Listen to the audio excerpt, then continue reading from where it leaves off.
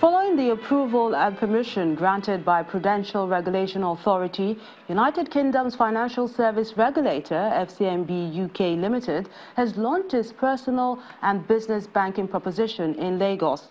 The bank's management says the launch will enable the bank to deliver on being the corporate and private bank for African-oriented entrepreneurs, investors, and professionals.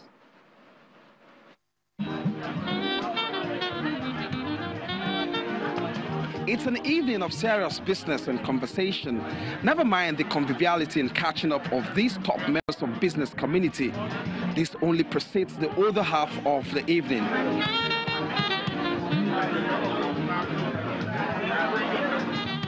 Right away as they settled in, the day's business is indicated. FCMB, the host, has commenced FCMB Bank UK personal and business banking service.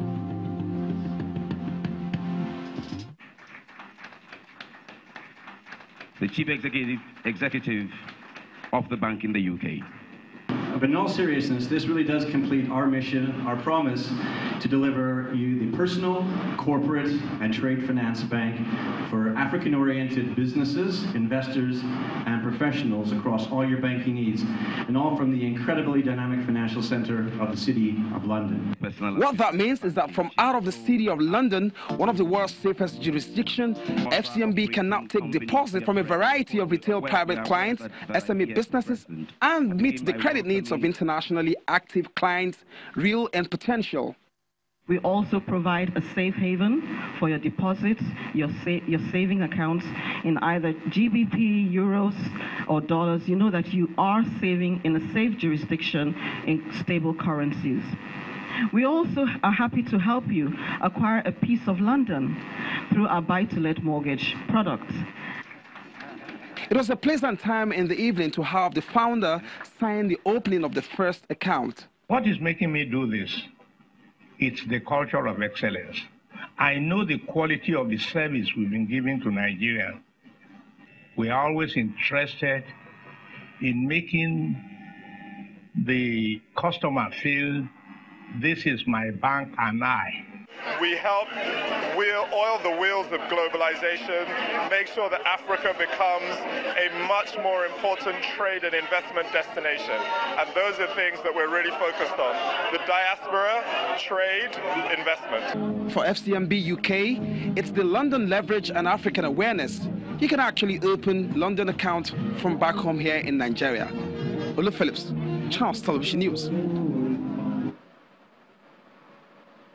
Techno Mobile Nigeria, makers of Techno mobile phones, have given 2 lucky winners 1 million naira each at the end of a competition tagged Light Up Your Dream. 20 out of over 11,000 online entries were chosen to pitch their dream job in front of 2 judges for a chance to win the prize money. The journey started in mid-June under the banner of the Techno Spark 2 brand, and at last, these top scorers have been chosen for the grand finale. It's the 2nd annual Light Up Your Dream competition, and guests as well as contestants are treated to feedback from a winner in the first event. I have my own store now, and the business is doing well. 1 million naira actually helped me move my business down to Lagos. Wow. Contestants make their pitches to a room full of people, including judges, actress Bisola Ayola, and blogger Noble Igwe. This is my dream, rebranding the image of Nigeria through creative writing. I help the special needs individuals actualize their goals, their skills and talents. I wanna rap at experience. Let me tell you what. The process to select winners from those who bought the Spark 2 brand commences while the judges collate the results. It's so irritating now. Winners emerge. Henry Nnamani from Enugu State and Jeremiah Oku, based in Kaduna. Jeremiah! Henry!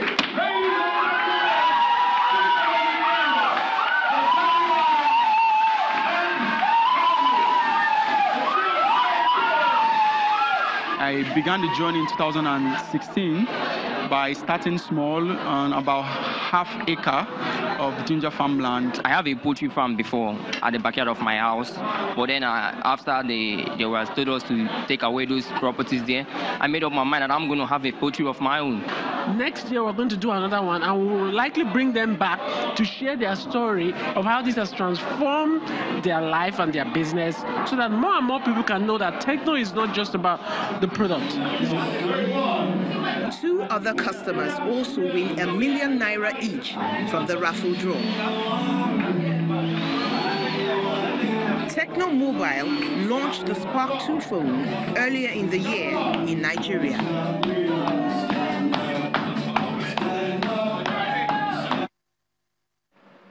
In Adamawa State, members of the Christian Association of Nigeria were dispersed by the police today for allegedly carrying out an unauthorized protest. Some of the protesters were injured in the process as they were demanding an end to the killings in their communities. The security operatives had prevented them from presenting their letter of request to the state governor as it was addressed to the president. The chairman of the Christian Association of Nigeria in Adamawa State, Bishop Dami Mamza, alleged that the police, which ought to protect the people, prevented them from carrying out their peaceful campaign. Hundreds of members of the Christian Association of Nigeria can gather at the St. Teresa's Catholic Church, Yola, Adamawa State capital.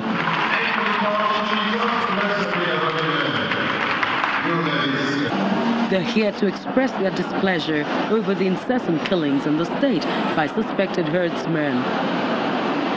Their plan to hold a rally and convey their letter of displeasure to the president is halted by the police. The chairman of CAN in the state believes it's time for government to take drastic action against the herdsmen.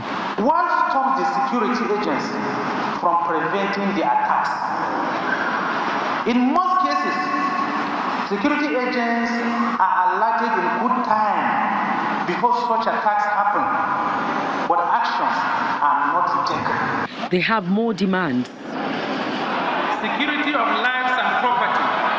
The killings and invasions should stop. 2. Establishment of a new military barracks. But it appears that peace is far from being attained.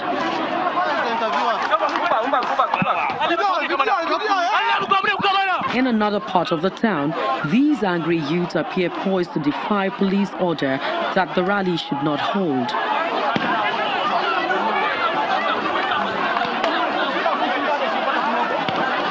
This protest has been organized since last week.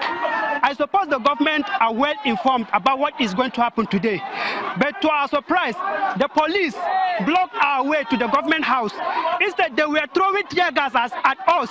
Last week, people were being killed in one local government, in one village. And this thing must stop. The security are not doing anything.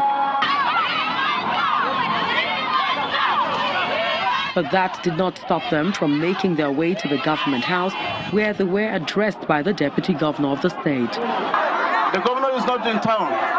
He traveled to Abuja and is taking these complaints to the presidency. Nobody is happy with all these killings.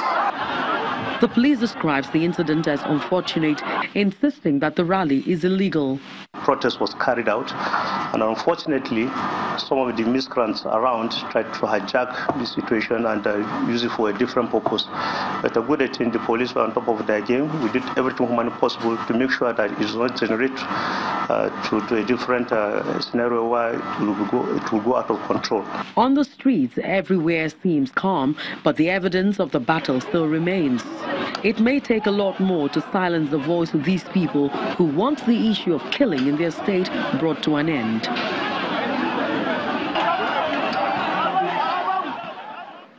The BPE is taking another look at some agreements and has that and other stories on Business News.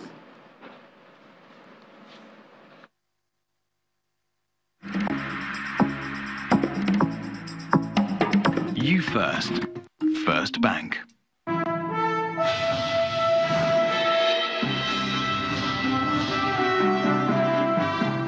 Thank you, Melinda. And yes, to begin with stories from the Bureau of Public Enterprise saying that it's currently reviewing the concession agreement of Nigerian ports signed between the federal government and private concessionaires back in 2006.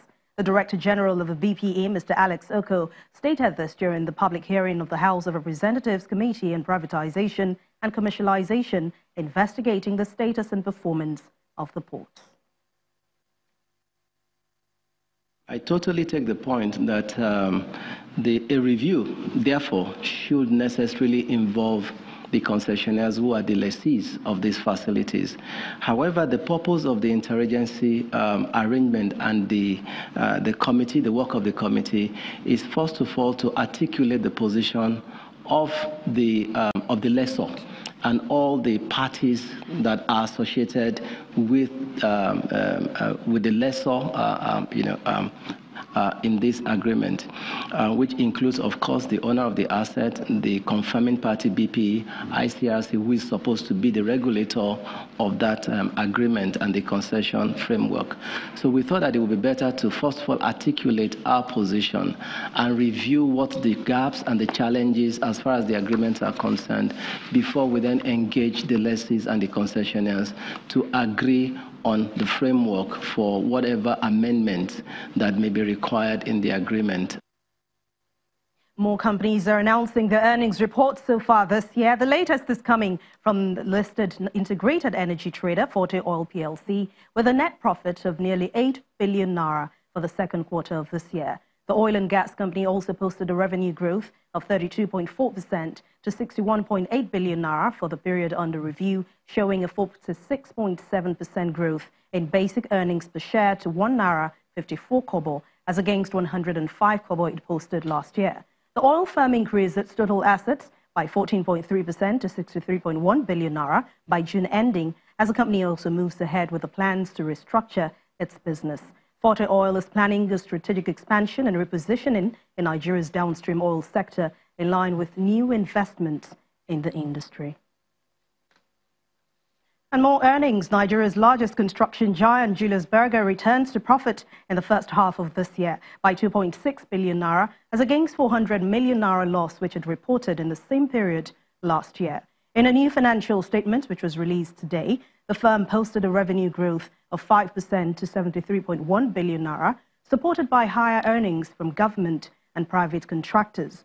Julius Berger recently announced a healthy contract portfolio estimated at 650 billion naira, with a backlog of contracts worth 100 billion naira. But analysts at Vetiver Capital are saying that they have positive outlook for the construction sector in Nigeria. Julius Berger has outlined plans to increase local procurement of raw materials, streamline operations, and recycling of output in the construction of the Abuja-Kano-Kaduna road.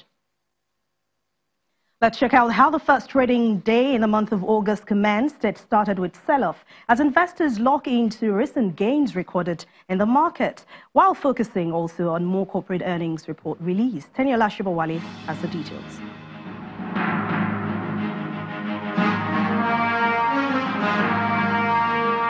Hello and welcome to the Stock Market Report. The NSE All-Share Index fell below the 37,000 mark, down more than 1%, starting off the new month back in the red, less than 24 hours after entering the new level. This comes as renewed profit-taking hit the key components from the consumer goods, banking and the industrial goods sector, knocking off 146 billion naira from the total value of listed equities. The price chart recorded a slightly negative margin of 24 losers, led by a 10% load shed, each from CAP and Royal Exchange, against 21 gainers, led by healthcare firm Nemeth International.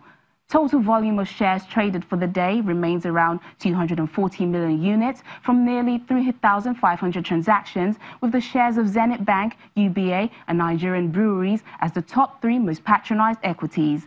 And that's the Stock Market Report. I'm Teniola Shibawale.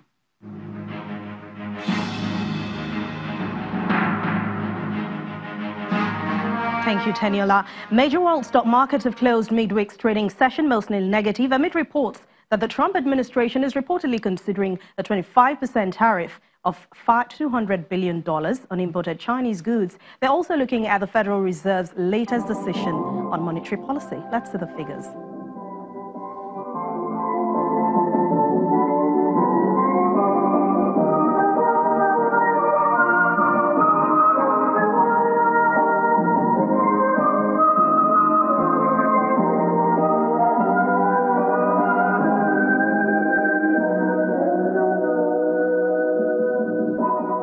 Thanks a lot for watching Business News Tonight. I'm Anne Nwawadu. It's back to you, Melinda.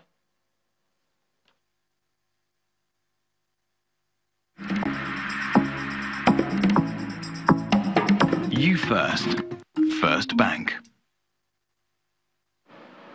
Thank you so much, Anne. Still ahead on the news at 10, Ethiopia wins the first gold medal at the 2018 Africa Athletics Championships in Asaba Delta State. That's in sports news. Join us again.